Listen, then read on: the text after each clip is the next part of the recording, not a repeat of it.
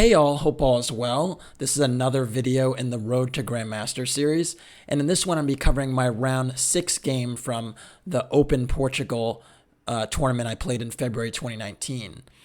If you've been following the event thus far, you know I've gotten off to a great start and I'm on 4.5 out of 5 after my victory with the black piece in the last round. Nikita Petrov is a Grandmaster from Russia.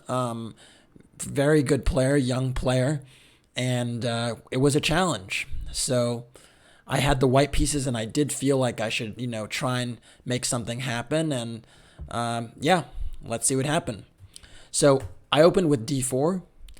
Nikita went knight f6. Very flexible move, knight f6. You never know whether they're going to go for a Grunfeld or a King's Indian with g6, or they're going to go for e6, or whether they're going to go c6. It's just a very, very flexible move. I went knight f3. Black went d5. And here I actually had looked at some of Nikita's games while I was preparing the night before.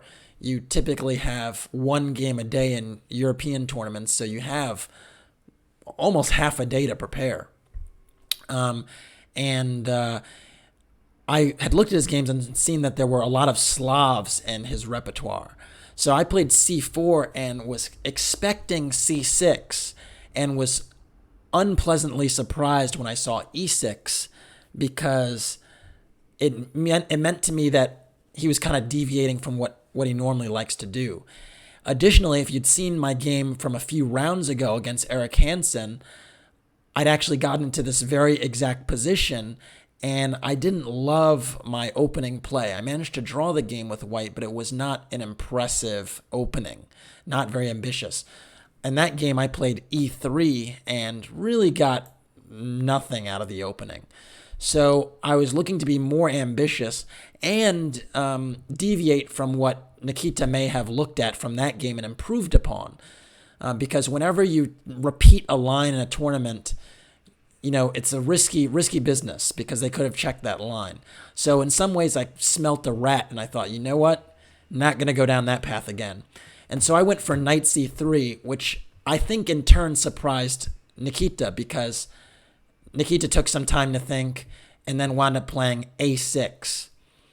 Now, a6 is a line I'm actually fairly familiar with. I've actually played this a bit with myself. It's a bit of a sideline of the Queen's Gambit positions. The point is, though, that it's actually a useful move. In many instances, after the exchange, which I did do after c takes d5, e takes d5, you have a Carlsbad structure that occurs where typically white is going to play for this minority attack with b4. And the point is that this a6 move is really effective prophylaxis against that minority attack. So it seems like it's a strange flank move, but it's actually pretty decent. And if you decide not to resolve the tension, let's say you play a move like e3 or something, well, then black can actually take on c4 and actually get b5 with tempo. And these positions are quite playable as well. And believe it or not, the real secret to these Queen's Gambit exchange type positions, which are Queen's Gambit accepted positions that occur when there's a d takes c4 and a b5 push, the key is actually this knight on c3. It actually doesn't belong there. It actually belongs on d2. The reason for this is if it's on d2, it can actually go to b3 and eye some of the weak dark squares that happen as a result of the b5 push. Whereas on c3, it doesn't do as good a job. And what winds up happening is this knight can get harassed by eventual b4, and it's just not very impressive. So keep that in mind about your Queen's Knight placement as a white player in Queen's Gambit accepted positions, because again, the knight really would be better off on d2. Now, I knew and was familiar with a lot of these things, and so I played c takes d5, which is the main line, e takes d5, and bishop g5. This has been played many times before. So black went bishop e6. That's the idea, is that normally in Queen's Gambit exchange variation lines, the knight goes to d7 and the bishop is stuck on c8. In this one, the bishop is actually developed, and it's quite decent here. e3, knight bd7. You can see now the knight's developed after the bishop's developed. Bishop d3, bishop d6, castles, castles, and queen c2. And the idea with queen c2 is first off to protect, to connect the rooks, and second of all to threaten the pawn on h7, because now the knight is actually pinned to the queen on d8, so the h7 pawn is attacked. And after h6, which was played, the move is actually bishop f4. And bishop f4 is a very, very strange-looking move at first sight, because you're like, well, Kassa, what are you doing? Aren't you just doubling your pawns for no reason? Well, the truth is, if bishop takes f4 is played and e takes f4, white has two pretty menacing ideas. One is to play f5, trapping this bishop on e6. The other is to play knight e5 and just have a monster outpost for that knight on e5. You can deal with the threat of f5. So you could go like knight b6, and now the bishop has a square. But the point is that this knight coming to e5 is very, very annoying, and it's a monster outpost. And it's kind of hard to take advantage of black's queenside pawn majority. You might say, oh, black should just prepare c5, and this extra d pawn will be telling.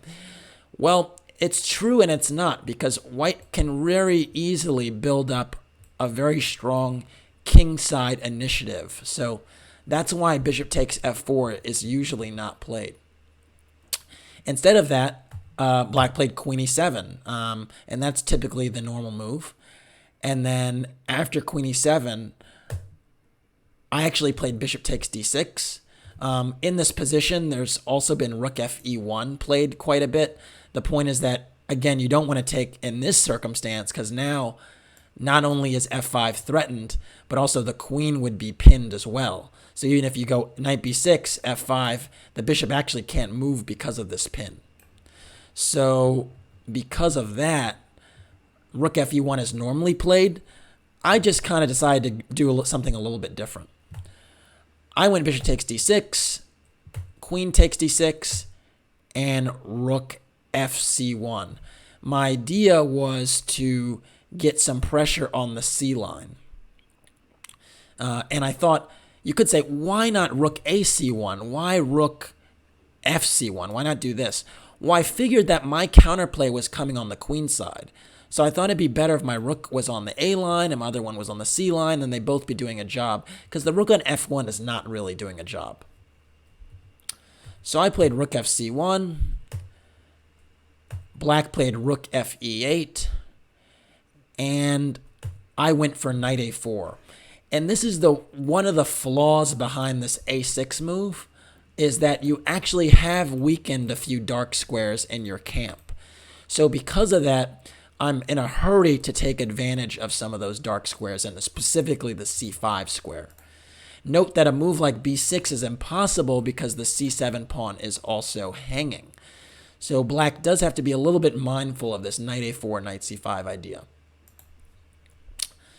After knight a4, black went c6 to defend that c pawn, and I went knight c5 anyway, but it's a little premature. There was actually something a little bit more challenging in this position, and I'll give you 5 seconds to pause your video and try to think about it for a little while. So I'll give you a moment here. All right, so in this position, and I did see this move, but I wasn't totally sure about the consequences. That's normally the thing, is you see a move, but you're not totally sure about the consequences, so you don't do it. And the move is actually b4. Very, very interesting move. The point is that now when your knight comes to c5, you could take with the b pawn. And the point is that now you'd have ready-made pressure against the pawn on b7. Now you might say, well, what if you just play queen takes b4? Well, if queen takes b4, white just has rook a b1, and after the queen moves away, rook takes b7, and you can see both these pawns, the a6 and c6 pawns, are chronically weak. So white would have a nice advantage here playing against those pawns. The other idea, besides not taking the pawn, is actually a5, trying to undermine the b4 pawn, because taking on a5 wouldn't be so smart. I mean, the rook would take on a5, and now who has the isolated pawn? I do, this a pawn. And then this rook would come to a8 and pressure it. So that wouldn't be the best course of action. But after a5, I can go b5. And you can see I have a lot of pressure on the queen side now. A move like rook c8 could be played. And I can even go b6 and lock up the position. And this pawn is now a real asset on the dark squares. And this pawn on a5 is also loose. White could have some play here. Imagine a position like knight e4, knight c5, knight takes, d takes, queen e7, and knight d4. And it's a very, very double-edged position where I have these beautiful pawns. Really, in the knight on d4, I have this beautiful dark squared blockade. And strategically, if I'd be able to get the queens off the board, I should have a technically winning position, because this dark squared blockade is just beautiful, and the queen side will be a target. Whether it's a sack on c6 at some point or targeting the a pawn, there would be pressure at some point. So that definitely would have been a little bit more challenging b4, but I just wasn't so sure about some of the lines. So after b4, instead of b4, I actually went knight c5, trying to just get my knight to that square, and black took, and I played queen takes d5. Now, d takes c5 is also an option, and I do get the d4 square for my knight. But I thought that after queen e7, knight d4, I wasn't convinced that, I had this amazing position. And I thought black would start to play on the king side with h5 and h4, try to create some type of weakness on this side of the board. And I was a little bit concerned if a rook one day got to the g file. So I just wasn't convinced that I had enough, even if I got b5 in the position. So instead I went queen takes c5. I thought that was a little bit safer. Trying to trade those queens. Again, I don't mind going for this minority attack if the queens are off the board, because then there's not going to be some dangerous attack on the king side. Again, in the Carlsbad structure, which is what this pawn structure is, white normally is trying to get the minority attack, but black is actually trying to checkmate or get something going on the king side, and it's a lot harder to do if the queens are traded. So I just wanted that security.